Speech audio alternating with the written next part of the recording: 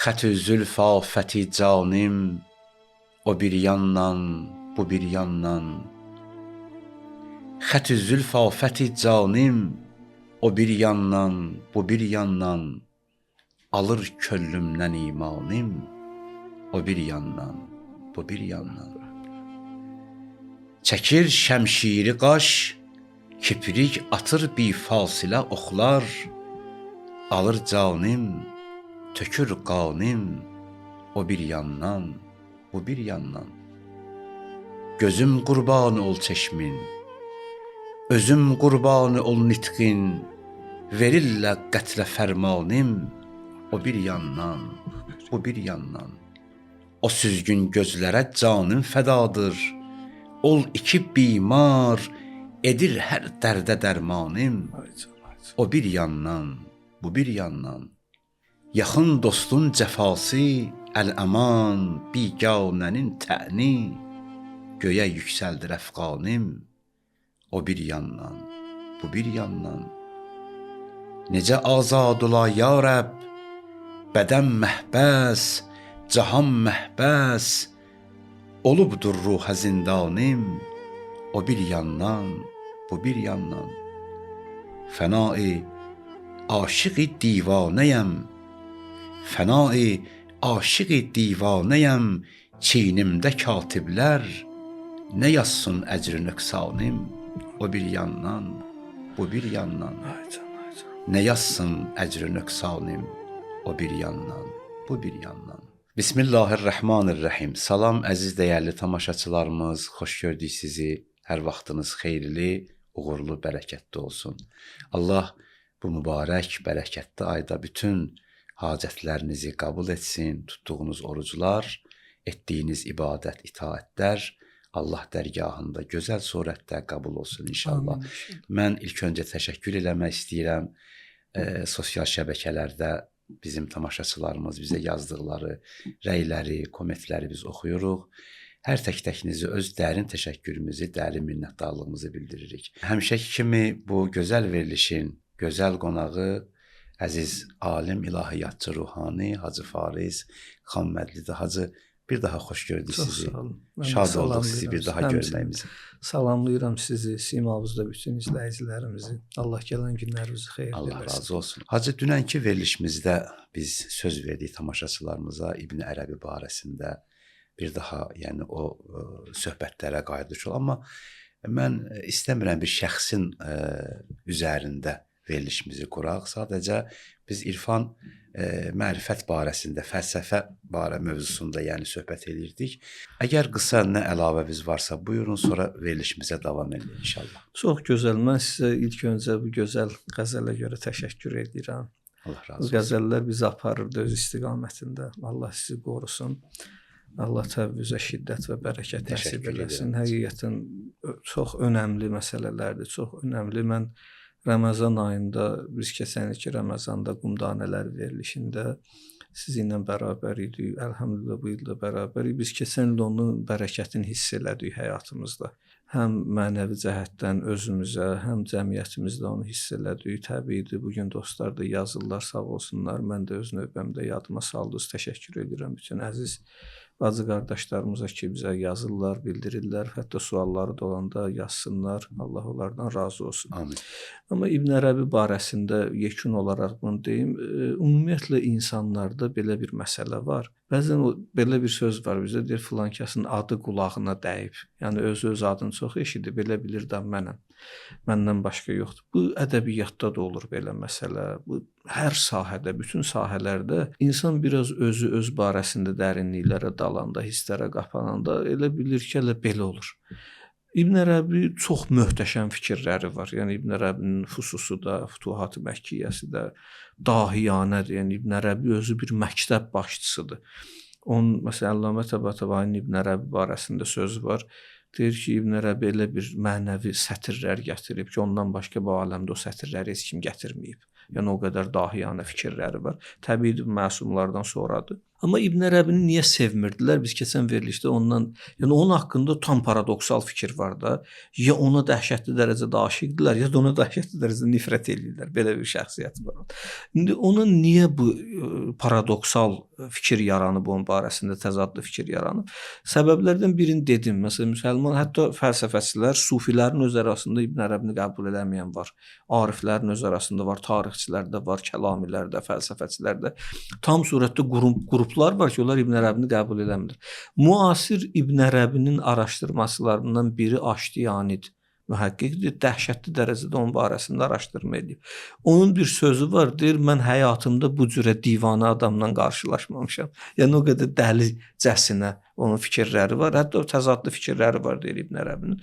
Düzdür, biz onun, yəni ondan bir fikirlər nəql eləmişiksə, oradakı o dəstək verib bizim fikrimizə.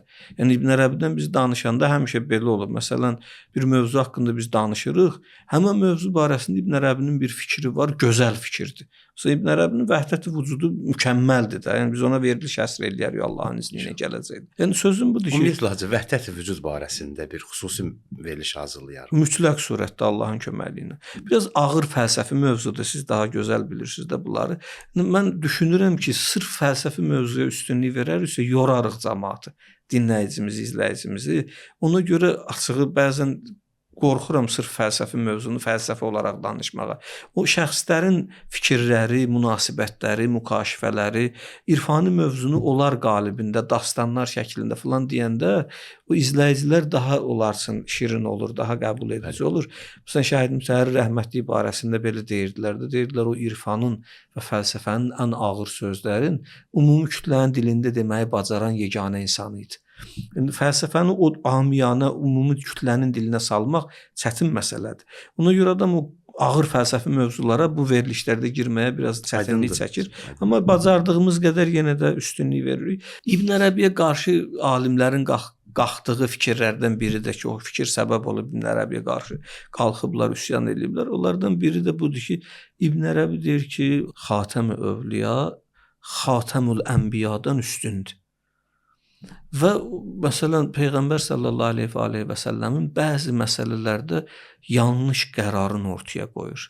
Deyir ki, sevgili Peyğəmbərimiz müharibələrdən birində yanlış qərar vermişdi. İkinci xəlifə onun qərarını islah elədi, düzəltdi. Bu hədis olaraq keçir, amma bu zəif hədisdir, doğru hədis deyil. Yəni sevgili Peyğəmbərimizin səhvini xəlifə düzəltməz ki, Peyğəmbər özü məsumdur. Yaxud məsələn başqa bir hədisdə nəql eləyir və deyir ki, orada o hədisdə keçir ki, sevgili Peyğəmbərimiz xurma ağacı barəsində səhv fikir səsləndirdi.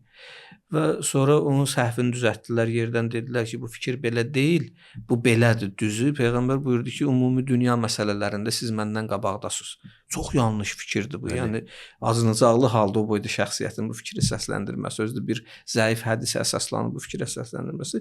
Yəni İbn Ərəbinin belə absurd fikirləri də var. Amma bunu cəmiyyət arasında danışmaq belə olmamalıdır ki, o dahi o boyda şəxsiyyət, o batini elmlərdə zəbərdəst, mahir bir şəxsiyyətdir.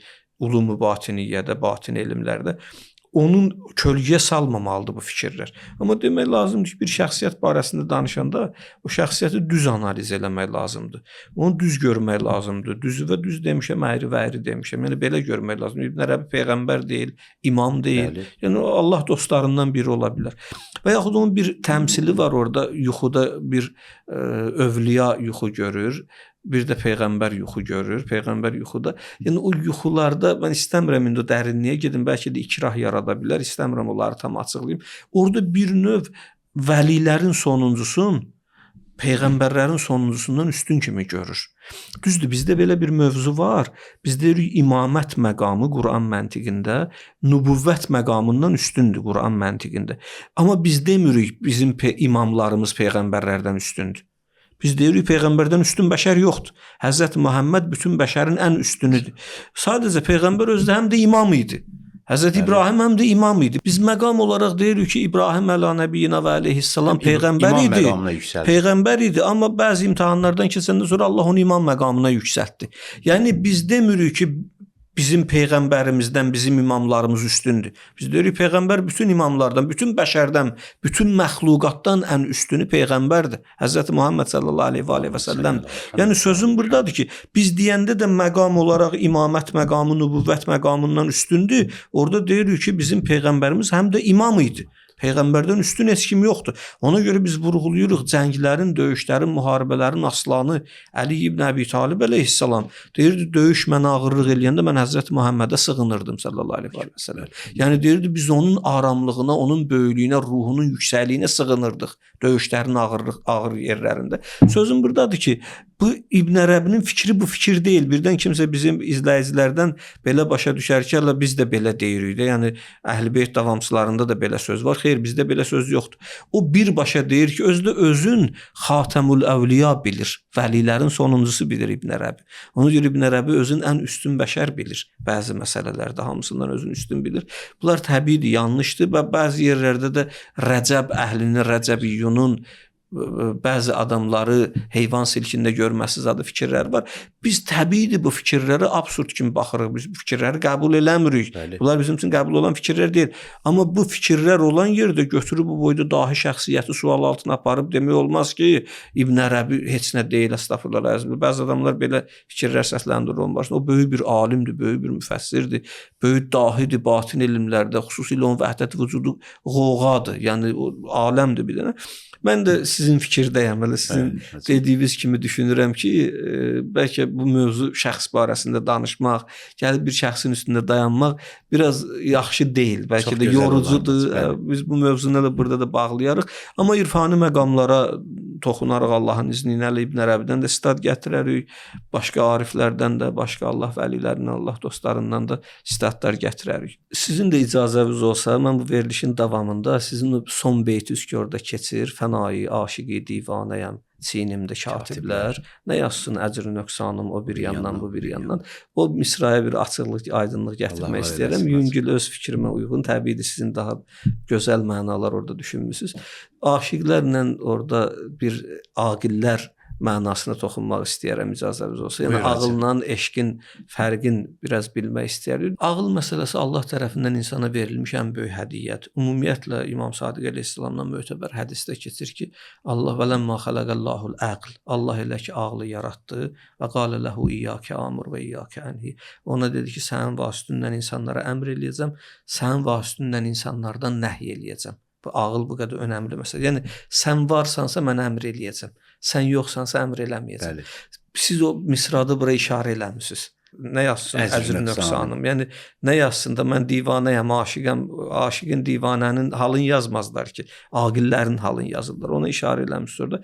Və ümumiyyətlə ağıl vasitəsində, ağıl barəsində bu sözlər vurğulanır ki, Əl-əqlu ma ubizə bihir rəhman və qtusibə bihil cinan. Ağıl böyük nemətdir, verilib ki, Allaha ibadət eləyəsən, Allaha tərəf gedəsən və cənnətləri qazanasan. Həm dünya xoşbəxtliyin, həm axirət xoşbəxtliyin qazanasan. Deməli, əqllə nəfsin savaşında bizdə həmişə əql üstünlük təşkil eləyib. Əqllə nəfsin savaşında. Əql gərək nəfsi özünə tabe eləsin. Ağıl nəfsi özünə tabe eləyəndən sonra insan xəlifətullah məqamına yetişir. Xəlifətullah. İndi əqllə eşqin də savaşı var. Əqllə nəfs savaşında nəfs aşağıda görünür, əql yuxarıda görünür. Əqllə eşqin savaşında eşq yuxarıdadır. Ağıl mat, müəttəl qaldığı yerdə eşq meydana girir. Ağıl orada tətildir. Ağıl orada bir şey eləyə bilmir. Məsələn, ağıl qanun çıxardır. Mövlanada belə bir şey var. Deyir, Mövlanaya biri dedi ki, sən heç aşiq olub indiyə kimi aşiq eşqində məğlub olmusan, şikəst yemisən, məğlub olmusan. Olur da insan aşiq olur, qarşı tərəf vəfasız çıxır, insan məğlub olur. Sıxıntı yaşayır eşqində. Olub belə bir şey? Deyir, bəli, olub. Deyir, onda sən bir də aşiq olmazsan ki. Deyir, niyə olmaram ki? Mən ondan daha gözəlliyə aşiq olaram. Deyir, axı, sən sınıq qəlbdə necə aşiq ola bilərsən? Kim sınıq qabda su içər?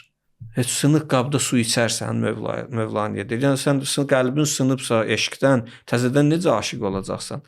Mövlana deyir ki, sən sınıq qabda su içən görəndən sonra su içməyi tərk edirsən. Allahu Ekber. Nə gözəl cavab verir. Deyir, su içməyi tərk etmirsən ki. Sən qəlbin sındı bir dəfə. eşqdən vəfasızlıq gördün. Amma indi bir dənə daha gözəl, daha ülvi bir varlıq tapıb ona aşiq olandan sonra hələ eşqin mənası da odur da. Zaten o eşqdə şikəst olmur ki. Bəli. Şikəst o eşqdə olur ki, orada sınıq qəlb o eşqdə olur ki, o da biz adını eşq qoymuşuq. Eşq deyirdi. Əslində məcazi eşq idi. Deyir ki, sən Mövlana yönləndirir insanı başqa tərəfə. Deməli belə bir məsələ var Hacı Fənay, bir xatirələrində oxumuşdum. Bir şəhidlərdən birinin xatirəsindədir. Deyir ki, biz gəldik kəşfiyyata getmişdik, bir yerə keçmək istəyirdik. Biz bildik ki, bizim keçəcəyimiz yer minalanmış yerdir. Deyir biz 4 nəfərik, bizim birimiz az yaşlı olanımız Rusiyanı daşıyır.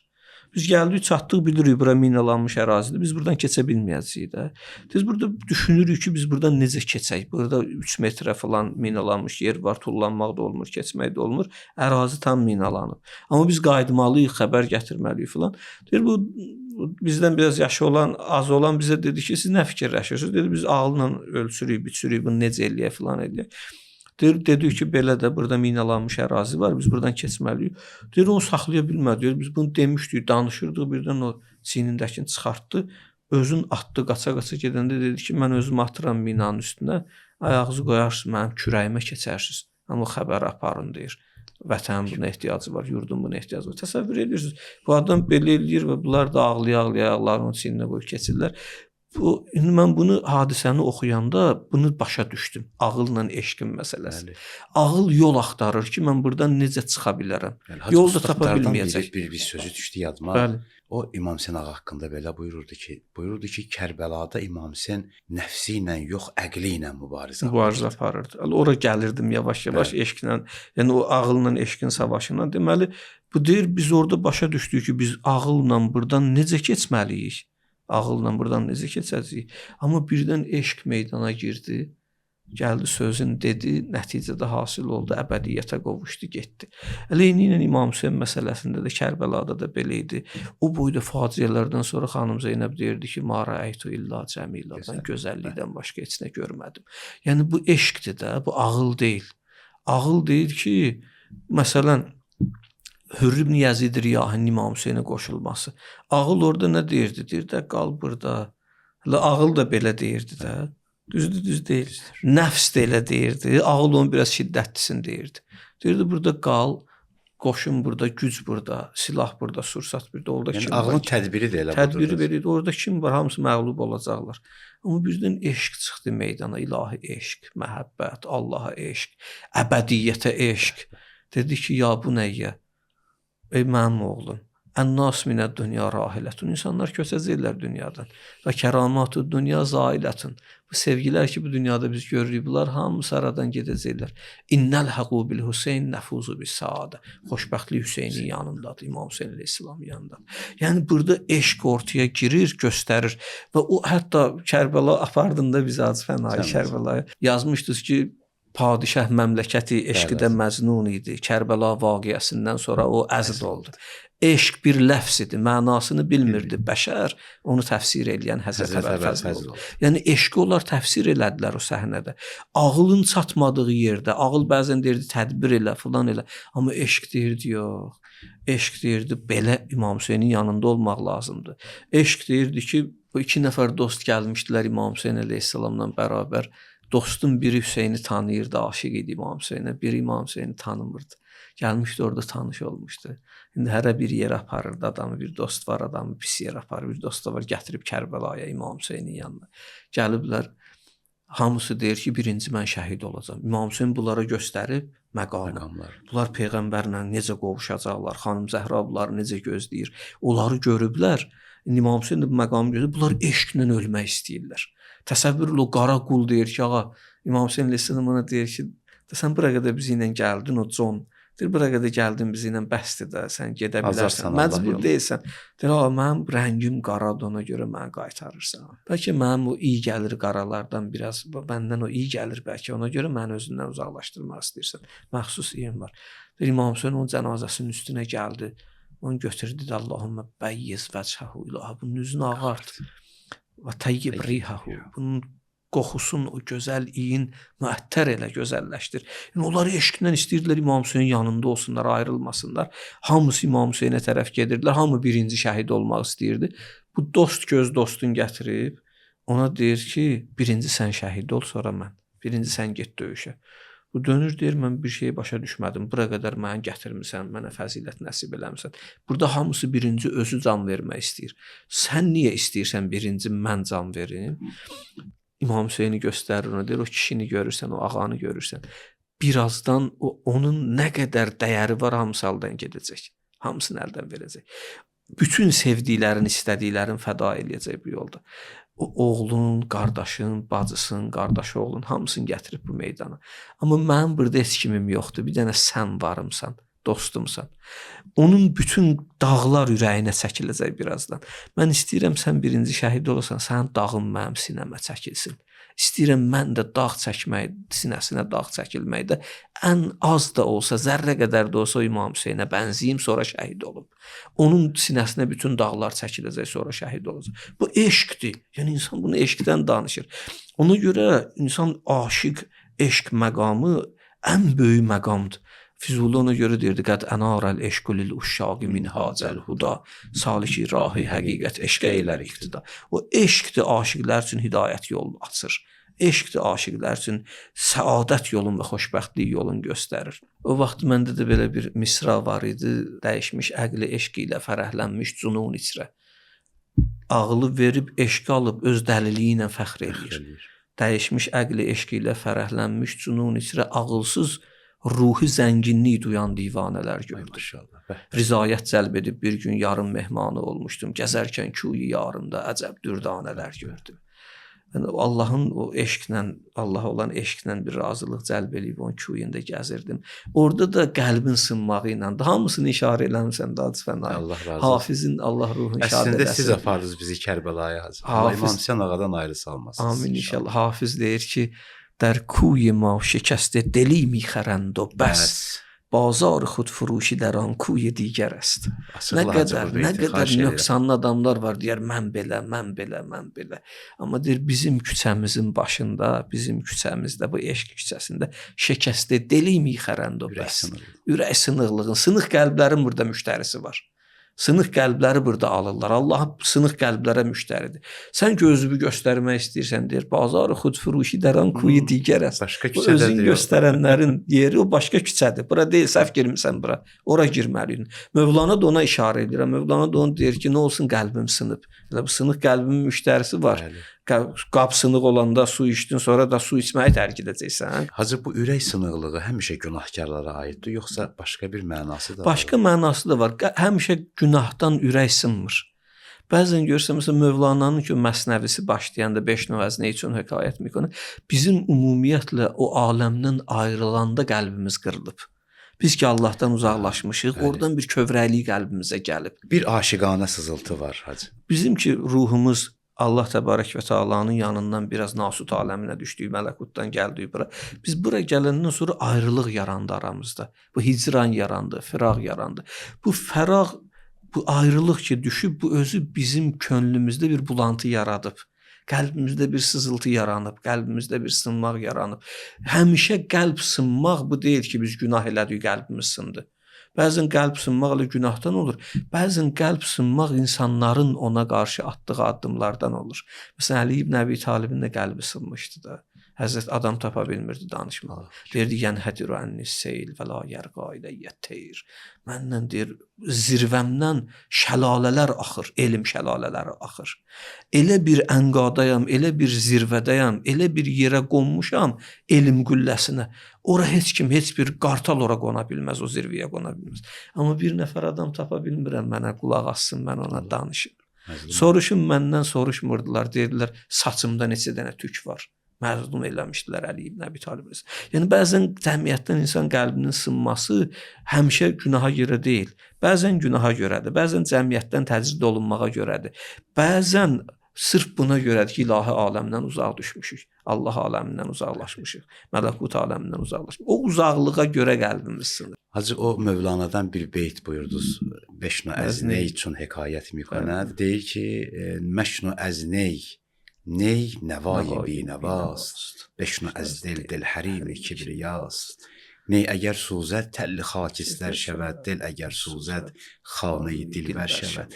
Deyir o neydən eşitmə, qəlbdən eşit ki, Allahın hərəmidir. Deyir ney yansa, bir ovuz külə dönər. Amma insanın qəlbi yansa, qəlbi sınsa, Allahın mənzili olacaq. Bəli. Allahu fi qulubin munkəsirə. Allah sınıq qəlblərdədir. İşarə eləyir sevgili peyğəmbərimizin bu hədisində Allahu fi qulubin munkəsirə. Allah sınıq qəlblərdədir. Hacı təşəkkür edirik. Bugünkü verilişimiz də sona yaxınlaşır. Allah razı olsun. Məcburuq vidalaşaq sizi ilə. Müvəqqəti inşallah sabah görüşmək ümidi ilə. Təşəkkür edirik Hacı. Allah elmimizə bərəkət versin.